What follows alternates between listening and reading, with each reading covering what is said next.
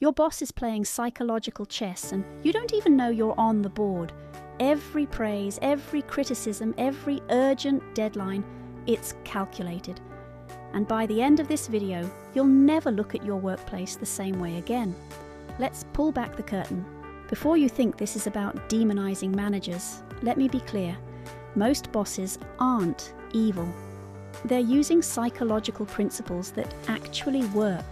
Some learned them in business school. Others stumbled into them through trial and error. But whether they know it or not, they're leveraging your brain's vulnerabilities to get what they want. We're going to break down 5 psychological tactics used in every workplace. Once you recognize these patterns, you can't unsee them. And more importantly, you can decide whether to play along or push back. Let's start with the most common manipulation in the corporate world, the reciprocity trap. And if your boss has ever done you a favor, you've already fallen for it. Reciprocity is a fundamental psychological principle. When someone does something for you, you feel obligated to return the favor.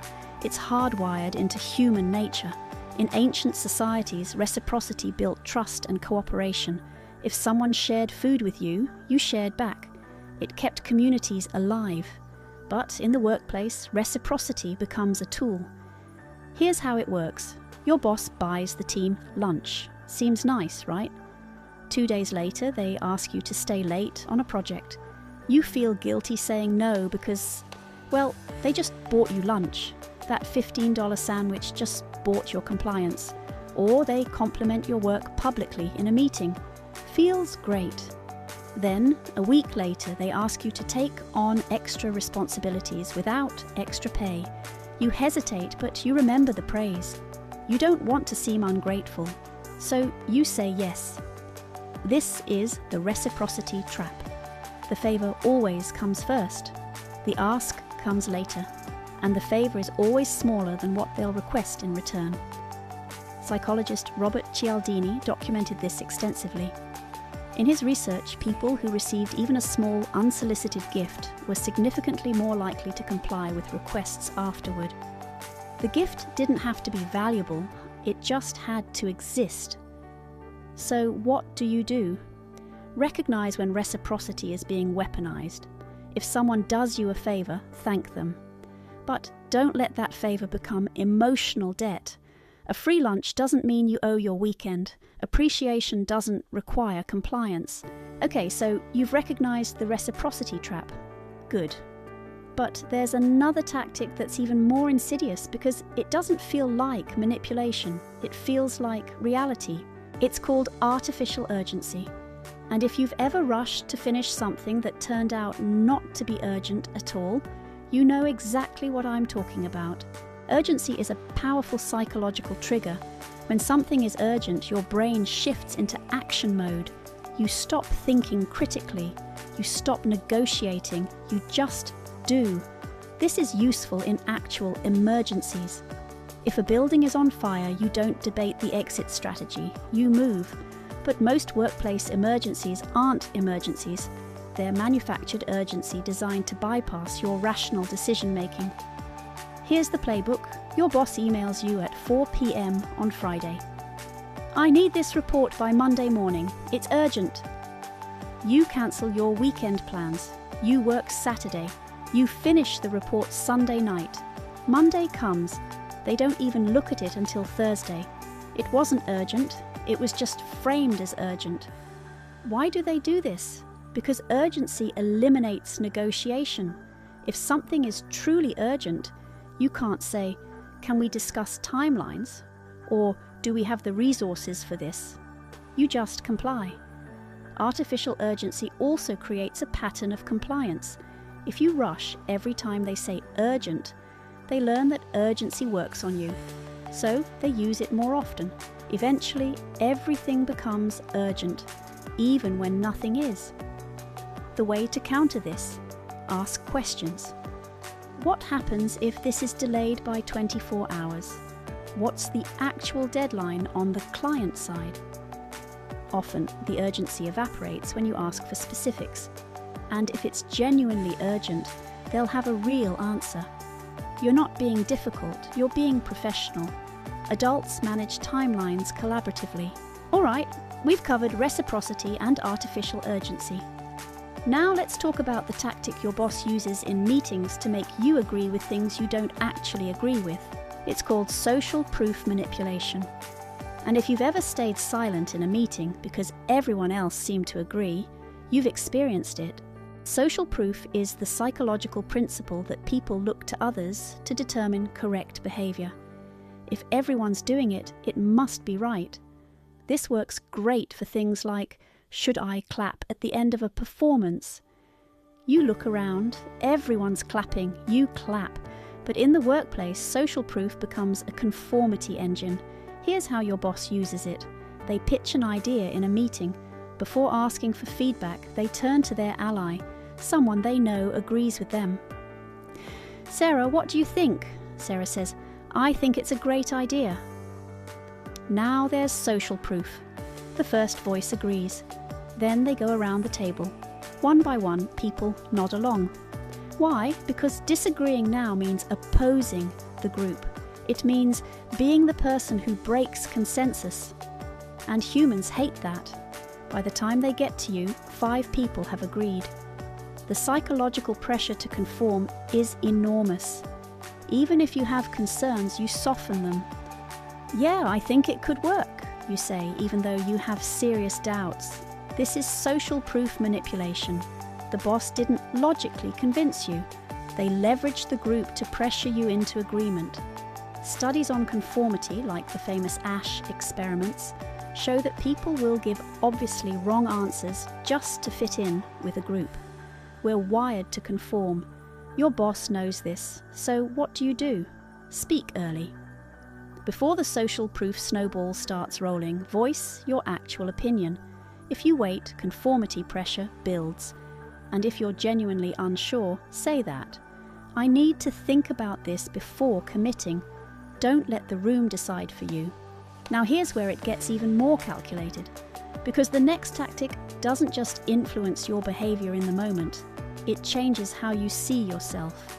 It's called the Pygmalion Effect, and your boss is using your own expectations against you. The Pygmalion Effect is a psychological phenomenon where higher expectations lead to higher performance.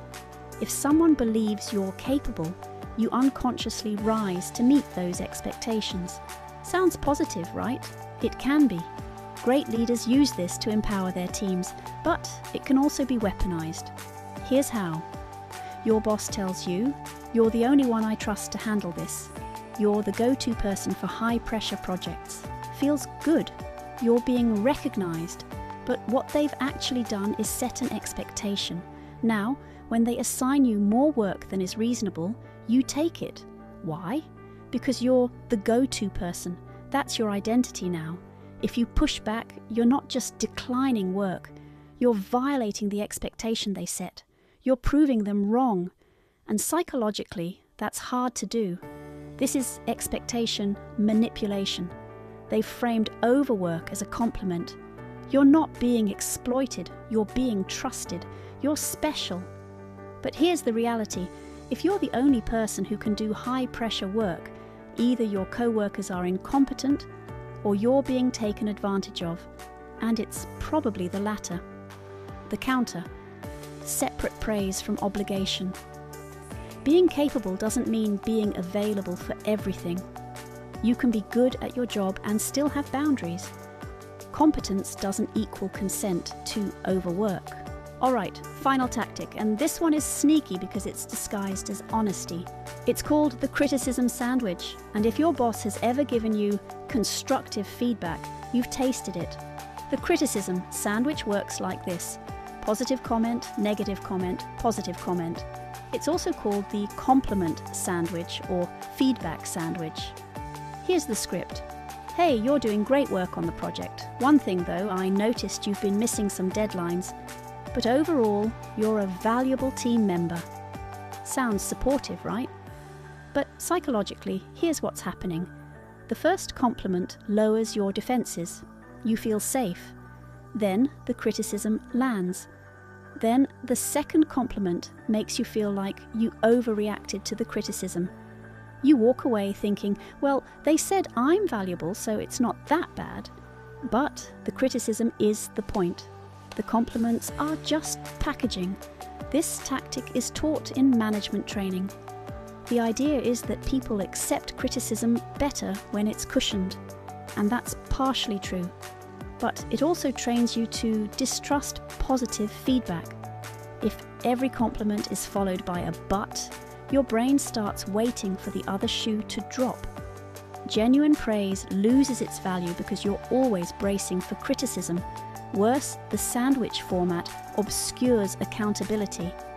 If the criticism is vague, missing deadlines, but wrapped in praise, you might not even address the real issue because it didn't feel serious.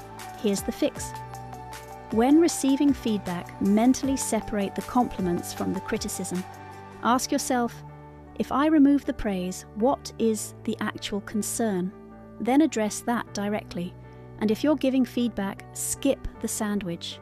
Be direct, specific, and kind.